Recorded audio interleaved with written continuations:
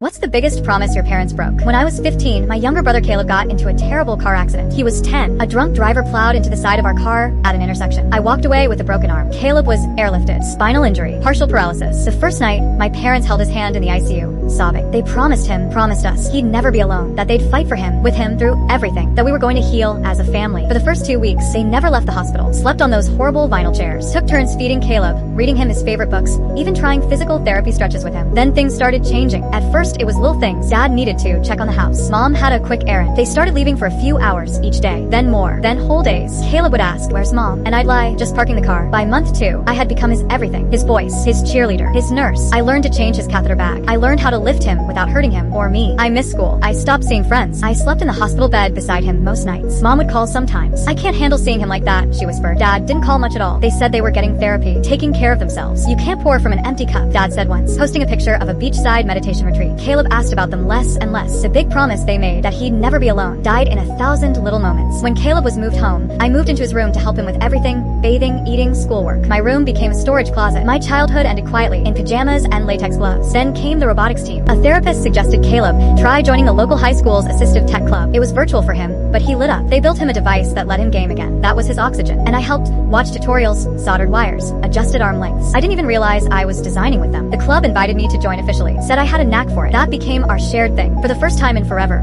we had something to look forward to. And then the funding was cut. No more robotics club. Caleb cried the entire night. I told my parents I'd found a fundraiser we could do. Just a few $1,000s would keep the program alive. They said no, that they were not in a place to give right now, that other kids needed it more. The next week they posted photos at a silent auction gala. Front row seats, champagne. I used my college savings, every penny I had tucked away. I didn't tell Caleb. Just watch the look on his face when the club surprised him with the news. It was saved. I applied for a robotics engineering scholarship and won. Full ride. My parents didn't even come to graduation. Parking's a nightmare. Mom texted. Dad sent a thumbs up emoji. At 18, I petitioned to become Caleb's legal guardian. I didn't even expect them to fight it, but they did. Claimed I was manipulating him. The court asked Caleb directly where he wanted to live. He looked at me and said, "Wherever she is." The judge didn't need more than that. Case closed. 3 years later, I was in my second year at MIT when the call came. Dad had been in an accident, spinal injury, partial paralysis. They needed help desperately. "Please," Mom said, voice cracking. "You know what to do. We can't do this without you." I flew home. I met them at the rehab center, sat across from them as a nurse described catheter bags, shower lifts, and pressure sore prevention. They looked lost, afraid, just like Caleb had been. The nurse handed me a stack of pamphlets. I passed them back to her. "Give these to someone who will actually stay." I stood, kissed Caleb on the head. He'd come with me and we left. That night, we stayed up late rebuilding his gaming rig. He laughed when I accidentally zapped the power supply. I hadn't seen him laugh like that in years. He's 16 now, wants to design prosthetics. I think he'll change the world. As for the biggest promise my parents broke, they promised we'd never face this alone, but we did, and we came out stronger for it, without them.